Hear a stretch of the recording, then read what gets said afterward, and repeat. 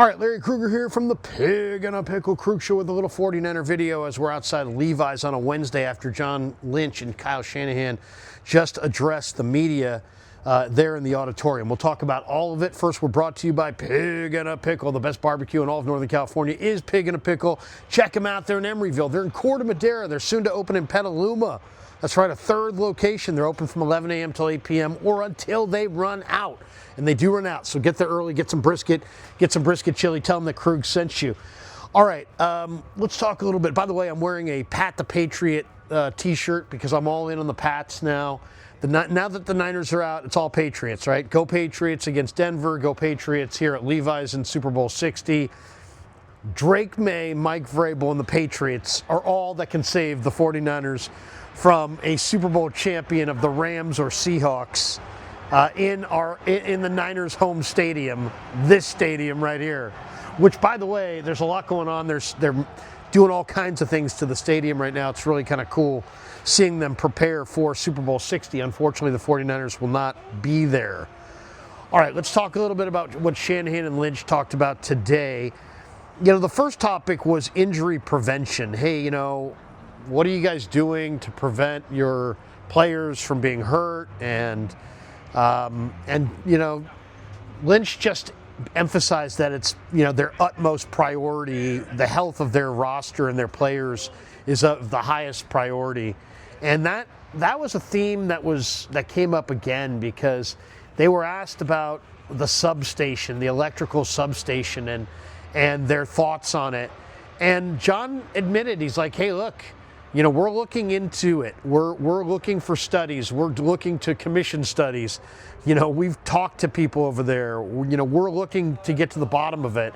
And he basically just said our players' safety is of the most important thing to us, and it's of utmost importance, and they don't want to minimize it in any way. They don't want to say, hey, there's nothing there, nothing to see here. Obviously, it's a story they hope there's nothing to, but they're going to do their due diligence and get some kind of concrete answer on you know, the impact of the electrical substation being next door to their practice facility, and what impact does it have, if any, on the health of their players. So, John, I'll give them credit. They didn't try to slough it off. They didn't try to say, oh, it was nothing. There's nothing to see here. Oh, that's just a bunch of nothing. You know, they admitted that, hey, you know what? We're doing our own studies. We're asking around. We're looking into it. We're going to get to the bottom of it. We care about this. It's important to us. And so, you know, I think that's all they really can say at this point. Now, what we hear from this point, I guess, will be pretty interesting. They were asked about Mac Jones's return, and you know, they were all over the map on this thing. On one hand, Shanahan's like, "Hey, you know, I'd be surprised if he wasn't here next year," or you know, I could see him on our team next year. But then Lynch said, "Hey, you know, we always listen to trade offers." He said they said, "Hey, Mac Jones made this a better place," and they made it sound like he could stay. They thought he played incredibly well. He said, basically, they're like, hey, Mac won us games, and they praised his leadership. And then they also admitted that they'll always listen. And, you know, I think bottom line is, I think Mac Jones would like to be a starter elsewhere, then come back here for $7 million to be Brock's backup. I think he rebuilt his value. I think he reestablished himself in the eyes of personnel departments around the league, and I'm sure there's going to be a burgeoning market for Mac Jones's services, and you can bank the Niners are going to move him. I don't think there's any doubt. 49ers are going to wind up trading Mac Jones. Now, they're not giving him away. So, and I think they made that perfectly clear today. We're not giving him away. It's like, you know, we're not in the business of giving away assets. So if they get a good offer, they'll move him. If they don't get a good offer, they're not going to move him. But I would say if you're a wagering man, wager that they'll find an offer, because I think he did enough where teams are going to offer at least a second round pick, and I think a second round pick is something that they would absolutely take. Shanahan was asked about, hey, you know, this last year, how do you view this last year? How do you put it in perspective? Was last year a huge challenge? And you know, because of the cap, you know, the cap constraints that they had. The Niners had over $100 million in dead cap this year, which was right there at the top of the league. Over $100 million in dead cap. And Kyle said, yeah, it was really tough to see a lot of those good veteran players walk out the door. And he's like, a lot of the injuries that we had this year, if we had had some of those veteran players, we probably could have withstood them better than we did. But bottom line is we've been spending, and eventually the bill comes due. We had a lot of dead cap, and they decided to try to wash it away in one calendar year, and that's what they did. And so they took and I'm not sure why they did it this way. They didn't get into the strategy of, do they have to win? Do they have a 2-year window? They have a 3-year window? They have a 4-year window? But they seemed eager to wash away the negative cap all in this year's window, to free themselves up next year to have a deeper roster with more talent on it. A couple other notes that we had today.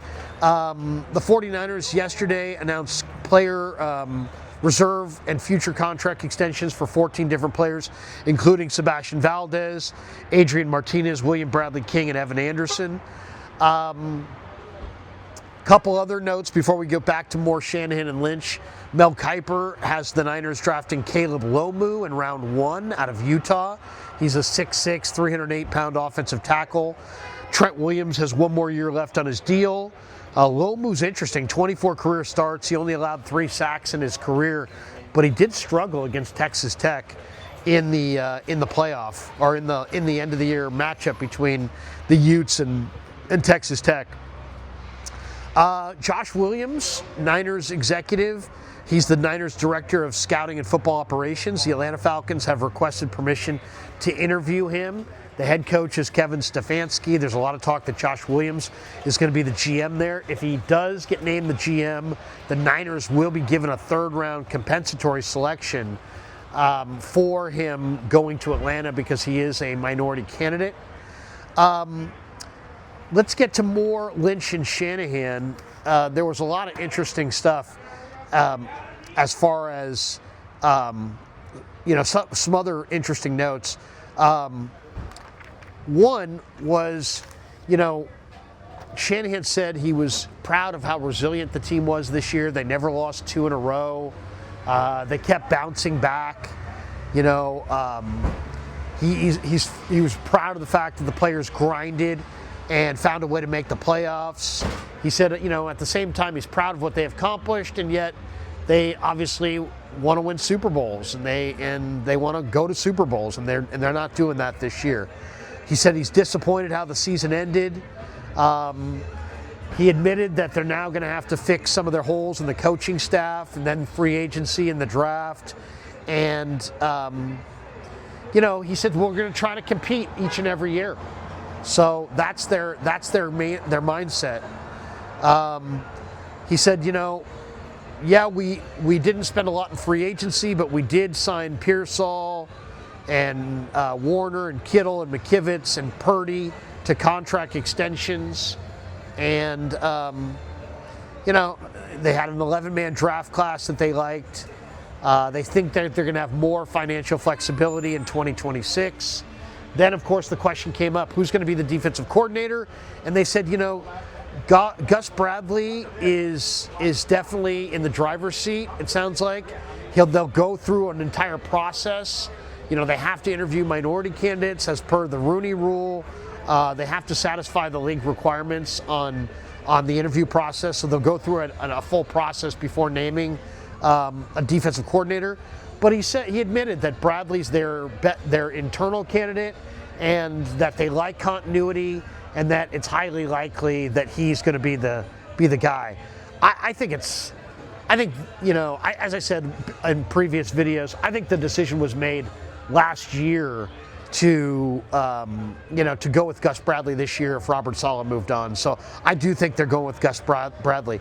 John Lynch was asked about Brandon Aiyuk, and is there any chance Brandon Aiyuk could come back and play for the Niners? And he said no. He said Brandon Aiyuk has played his last game for the Niners, and the end game on Aiyuk will come soon enough. But that's it. They talked a little bit about the relationship fracturing. Nothing real particular, just that there was obviously a communication breakdown, and that for whatever reason, Aiyuk had cooled on them. And I guess if we're going to hear why, it's going to come from Aiyuk. It's not going to come from them. But, his departure from the Niners will come in due time, and there's no chance that he will be back with the 49ers.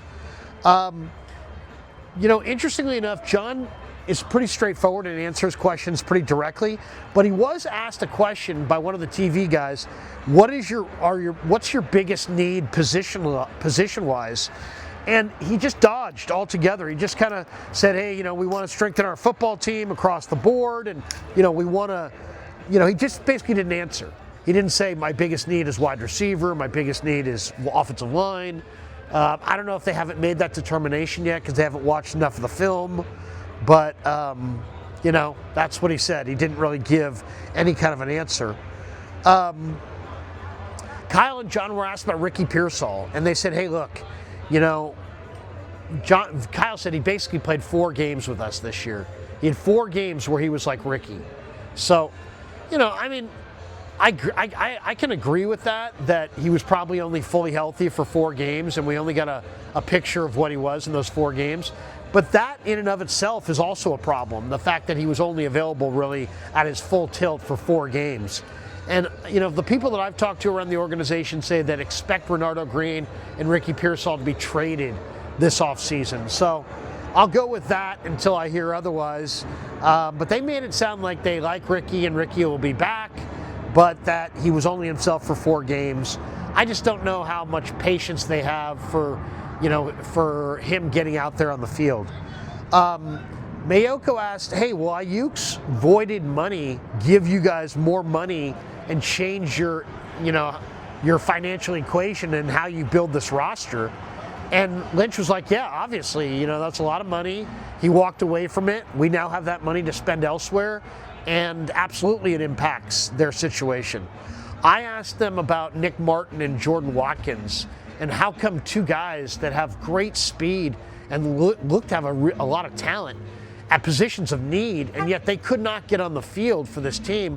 And Shanahan just kind of went into a long answer about how it never quite mixed, right? You had the guys playing well, but there was no opportunity, and then when there was opportunity, you had some injuries, and then for Martin, he was in the concussion protocol, he fell behind, he was in there for a long period of time. They didn't express any dissatisfaction with Watkins or with Martin. But neither of them could get on the field, and obviously it's frustrating to me. That's why I asked the question. And I think that those guys are going to get on the field next year. I don't, sometimes it doesn't happen for rookies. It's just the way it goes. They were asked about Juwan Jennings and just said how much they love Juwan Jennings. Lynch wanted to make a point to say that, they really admire Juwan Jennings. They want Juwan Jennings back, but it's going to have to be at a price tag that they can afford and that they think is reasonable. Shanahan was asked about, would you consider switching your defensive scheme away from what you do? And he's like,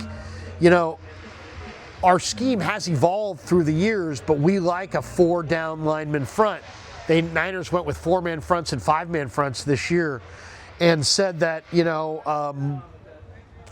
didn't say that he wouldn't switch, but I got the feeling that they like their guys. They like Chris Kasarik. They like their wide 9. They like their 4-3, and I don't anticipate them going to any kind of a 3-4 defense.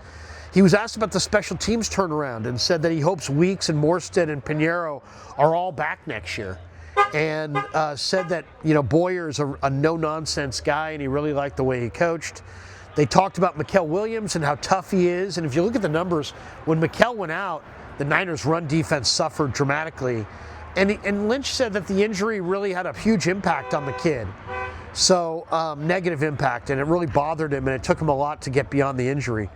As far as staff changes, Shanahan said, hey, continuity would be great. We've got a lot of good guys and good coaches in this building, so I don't see them going outside the building for a lot of coaches. As far as Kittle's return, they said, hey, the surgery was successful, and they're hopeful. They don't want to rush him back, but they're hopeful that he'll have a successful return next year. And then they were asked about Jordan James, the running back, the rookie running back, and Shanahan said that he's really excited about Jordan James and that he could see James having a bigger role in the future. And James looked good in that last game, and supposedly he'd been looking good in the 3 or 4 weeks prior to that in practice.